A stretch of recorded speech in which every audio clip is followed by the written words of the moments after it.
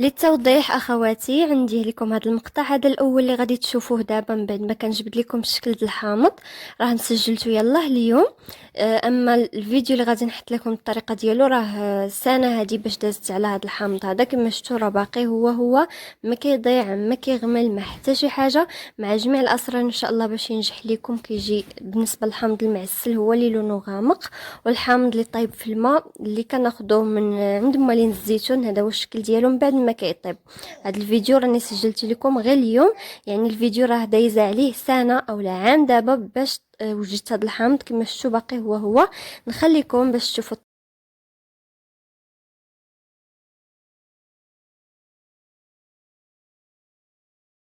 السلام عليكم واهلا وسهلا بكم متابعي قناه وجدان ام سامي. كي دايرين اخواتي؟ لاباس عليكم؟ نتمنى انكم تكونوا بخير وعلى خير وبصحه جيده. مرحبا بكم فيديو جديد ان شاء الله.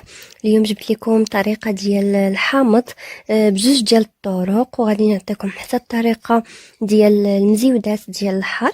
غادي نوريكم طريقتهم باش تحتفظوا بهم اولا باش نرقدوهم ويبقاو لينا مده طويله من سنة حتى لسنتين أو أكثر إن شاء الله. لا طول لنا ربي في العمر.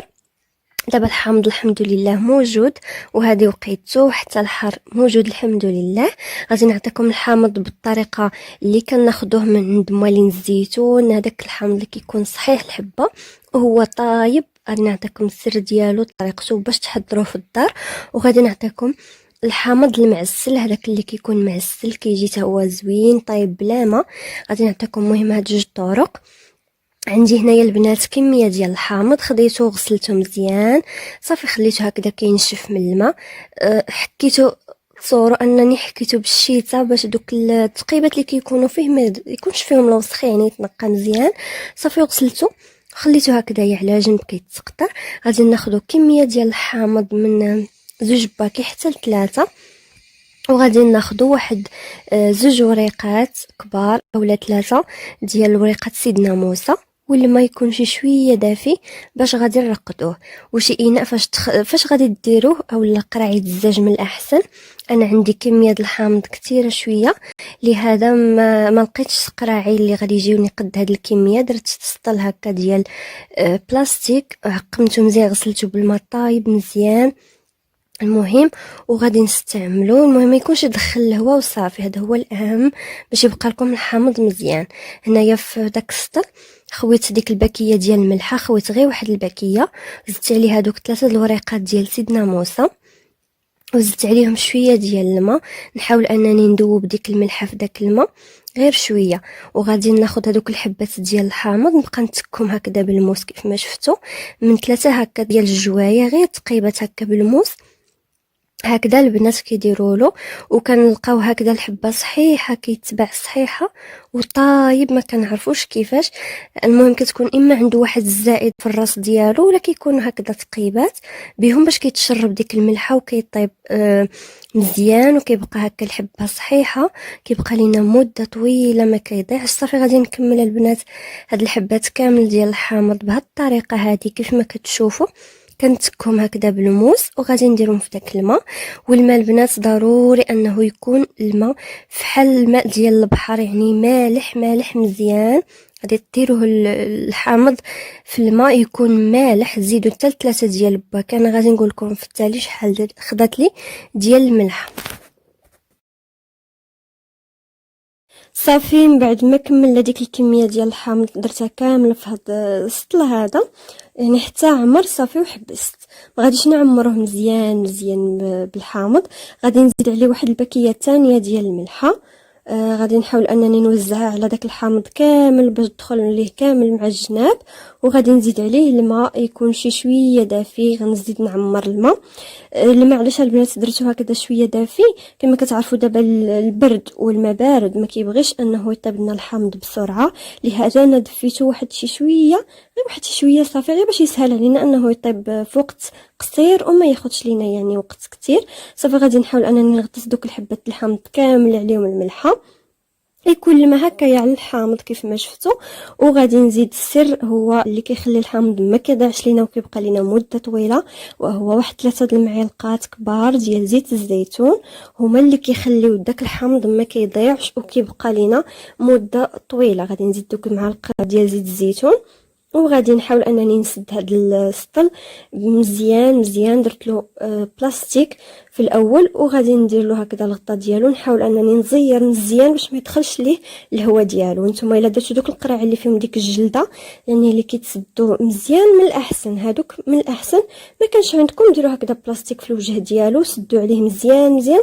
نحاول انني نحركو كامل باش ديك الملحه تدخل في الجناب كاملين، وغنوريكم.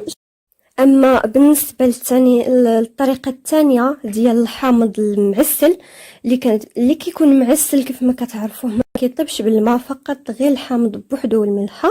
الطريقه ديالو معروفه الصراحه، بغيت نشارك معكم انا طريقتي والنصيحه باش يصدق لكم وينجح لكم مزيان وما يغمش، ما يديرش ديك الصفه اللي كيدير هكا في الوجه ديالو.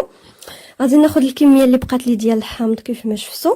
غناخذ قريعه ديال الزاج تكون معقمه كيف ما شفتوا، انا درتها غليتها في الماء طايب ودرتها هكذا على الزيف باش تنشف من داك الماء ديالها هي والمغطى ديالها. غنحتاجوا الملحه وموس باش غادي نقطعوا الحامض. انا درت معكم هنا غير كميه صغيره في قرعه صغيره، حيت البنات انا موجده كميه كبيره من هذا الحامض المعسل لهذا، فقط بغيت نشارك معكم الطريقه ديالي والفكره باش اللي ما كيتعرفلوش تعرف له هذه المره. غادي ناخذ الحبات ديال الحامض كيف ما شفتوا كنقطعوها هكذايا على شكل زائد، وما كنوصلش التقطيعه حتى للراس التالي، غير كنوصلها للوسط وكنحبس يعني على جوج جوايه هكذا، باش راه الطريقه واضحه، غير باش نعمروا فيها الملحه، ما تحاولوش انكم تقطعوها كامله.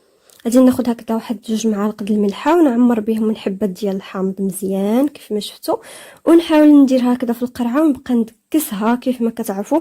دكسوها هكا، بقاو تبركوا عليها، تزيروا بركوا عليها جميع الفراغات، ما تخليو حتى شي فراغ في القرعه. ضروري انكم دخلوا الحامض في جميع الجوايه باش يطلق داك الماء ديالو. حاولوا تزيروا عليه مزيان. صافي من بعد ما كملت ديك الكميه غادي نزيد عليهم شويه ديال الملح هكذا في الوجه ديالو.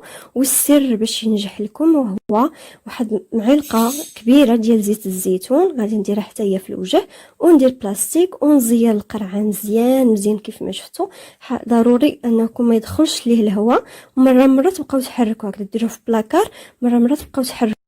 بالنسبه للبنات هنايا من بعد ما دازت 2 ديال الاسابيع، هذاك الفيديو نص الفيديو سجلت لكم في الاول في الطريقه، وهذا الفيديو هذا اللي غادي نوريكم الشكل ديال المزيودات والشكل ديال الحامض. من بعد ما دازت 2 ديال الاسابيع كتلقاوه بدا يطيب، كنلقاوه تقريبا طاب. انا بقيت وليت نطيب به صافي، يعني كيولي حلو ما كيبقاش مر وكيولي مزيان. يعني هذا هو الشكل ديالو من بعد ما دازت 2 ديال الاسابيع.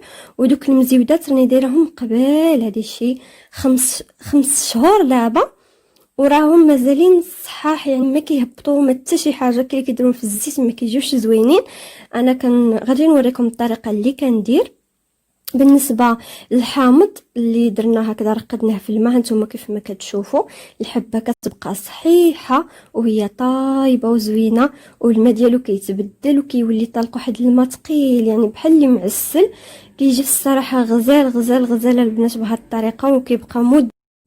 اما بالنسبه للحامض اللي رقدناه غير بالملحه فقط، داك الحامض المعسل هذا هو الشكل ديالو. يعني انا خرجت لكم حبه من الحامض اللي درناه غير في الماء والحامض الاخر اللي غير بالملحه، وغنوريكم حتى المزيودات كيفاش كيكونوا. في الصراحه كيجيو زوينين وما كيضيعوش، كيبقاو مده.